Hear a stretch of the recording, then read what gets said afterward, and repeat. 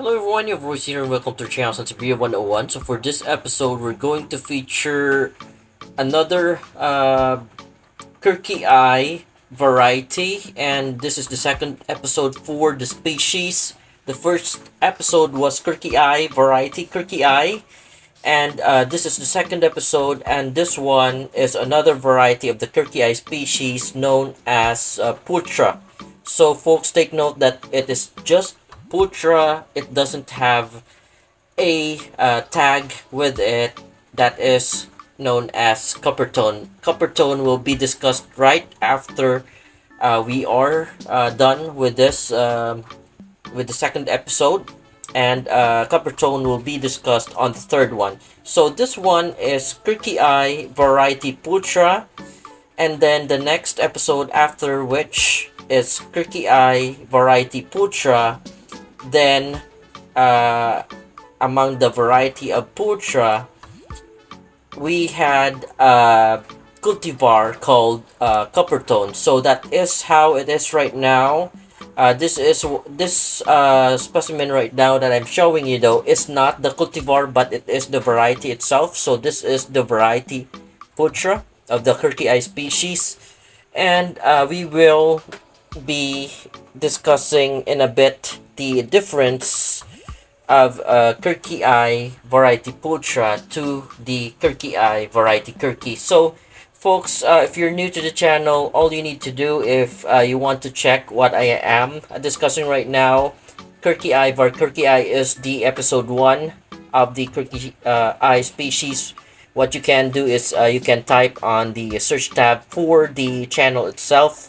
Just type kirkii variety kirkii or kirkii var kirkii, and you will be directed to that episode where I feature the kirkii var kirkii. Right now, we are featuring the kirkii var Pultra. So, with that said, we're going to discuss the difference between kirkii variety kirkii and kirkii var Pultra. Then right after this, we'll go to another episode or another feature of the kirkii species, so you would understand the difference between between the varieties of the kirkii species. So right now, I'm focusing on the leaf pattern of kirkii variety Pultra. So I've already shown you the kirkii variety kirkii. The pattern on the kirkii is just plain green color. Compared to this one, this is already classified as dark green color with a lighter mottling. So kirkii var kirkii would be just the normal green and the lighter mottlings, and kirkii var Pultra is the darker green color, and then you also have a whitish or a lighter green mottlings on the leaf. So that is the pattern, and that is the adaxial pattern. On the abaxial, I don't know if I can flip. I can do it like this, and it's just the same as what you can see on the top compared to the bottom part of the leaf. So the top is the adaxial. That's how you call it in botanical terms.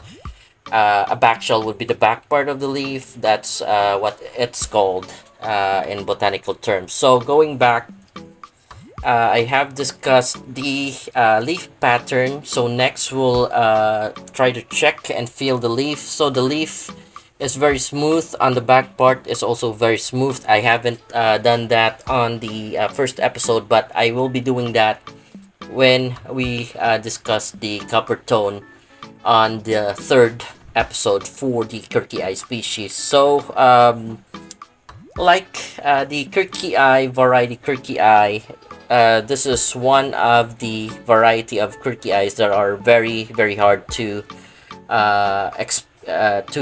for us to expect for it to bloom. So it's not a heavy bloomer.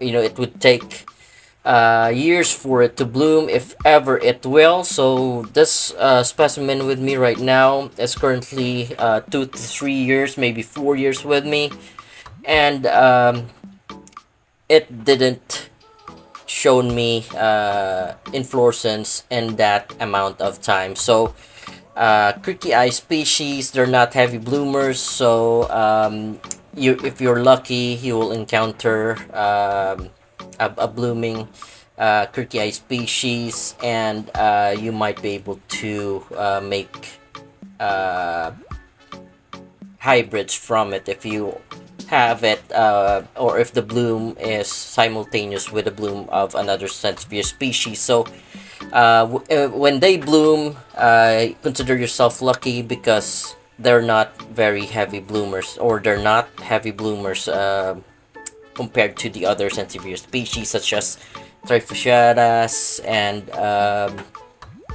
I guess Roxburghiana or Parva. Parva is even not also not a heavy bloomer in my experience.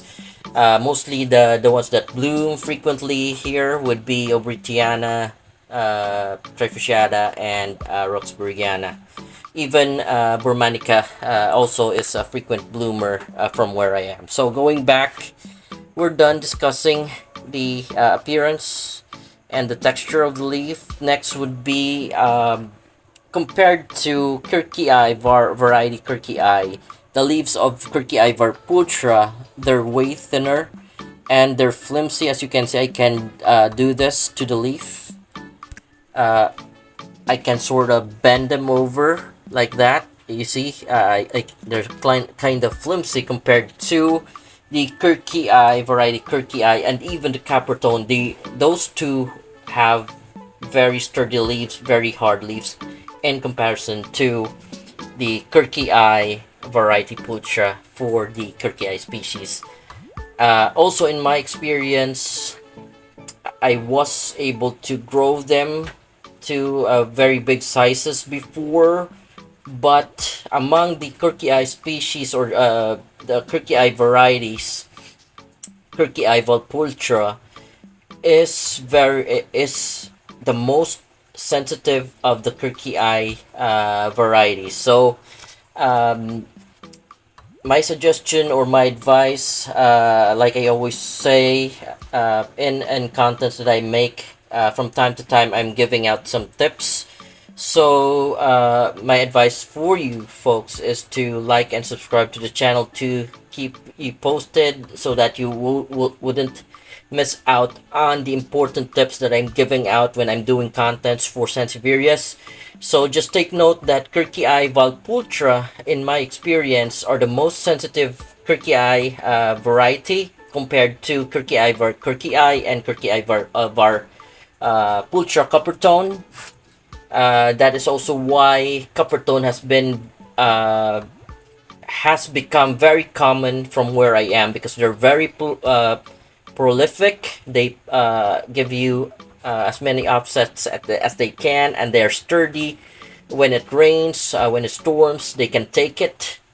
When the pot gets doused with rain, they can take it, but not kirkii Pultra. This one that I'm showing you right now, if you overwater it, if you subject it to rain or shine, they will rot from the core. So very sensitive from this part, because one reason why is that they're very thin. They're having thinner leaves compared to the other kirkii varieties.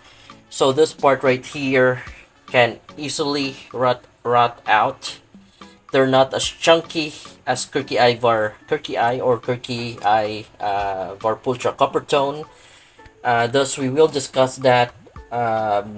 In my opinion, I don't think that Capertone came from kirkii Pultra, but it is what it is.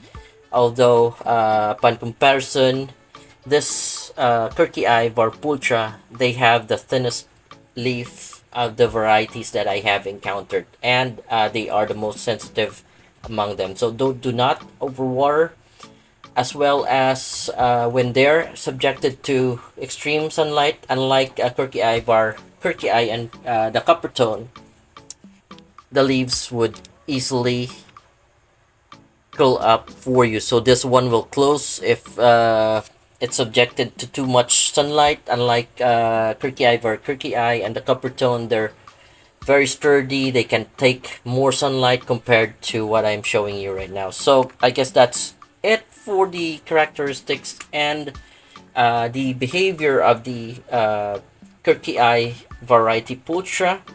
By the way, this pot is just I think 6-inch pot. That's how small it is. Before I planted it on a 10-inch pot and a very deep pot, I was able to have a very long leaf. But like I said, they're very weak on this part, and it started rotting out from this part because I left it out in the rainstorms, and it couldn't take it. So that whole clump, I was able to save a few rhizomes from it, but the big, very long offset, it rotted out. So I have to try again, and I'm deciding to transfer this again to a bigger pot so that I can get a very long leaf from it. By the way, we'll take measurements, and we'll start with the leaf width. By the way, also I have forgotten kirkii variety Pultra. Uh, a brief information about the background of the plant. It is found in Zanzibar in Africa, and also in Pembra and the Misali Islands. And Pultra means that it's not just limited to the meaning beautiful, but Pultra means could either be beautiful, fine, or excellent. That's how what Pultra means in New English, because Pultra is a Latin word, and because this is a species and a variety, therefore it was named Pultra, and the meaning of the Latin word Pultra in New English is I could either be beautiful, fine, or excellent. So that's it for the brief background for where the plant came from. So once again, it's found in Zanzibar. You can also find it in Pembra and in Misali Islands. So going back, we'll take measurements. Uh, I was able to grow this to a 4-incher, but now I have to start back because, like I said, that specimen died out because of overwatering and the storm that have been going on in from where I am. So this one is just measuring 57.2. That specimen that I lost was measuring about 4 inch, so that's about 100 plus millimeters. This one is almost half of it, but I'll update you if I'm able to transfer it to a bigger pot, because I'm seeing some kirkii valpurcha growing to lengths such as 6 feet or 7 feet, I think, or 5 feet to 6 feet. I have seen them grow to that length. So I was supposed to have that kind of length, but my specimen died out, so I have to restart over again. So for now, though, we're measuring the leaf width. It's 57.2 for that leaf alone. This one would be 60.3. So mine is just around 50 to 60 millimeters. And for the leaf length, I have the trusty 24-inch ruler, and it's kind of bending down, so it's very hard, but it's my measure of it is at currently as at 12 inches for the longest leaf. And like I said, they can grow to about 5 to 6 feet, and I have seen it on the social media on some of my colleague that has the same kirkii variety. So I guess we are done with the measurements, and I have told you the behavior of the kirkii variety. So folks, if you have any questions or clarifications, don't hesitate to leave on the your comments down below on this content. And If you like what I am presenting to you, please don't forget to like and subscribe to our channel. All right, so this is it for this episode. Thank you, everyone, and goodbye.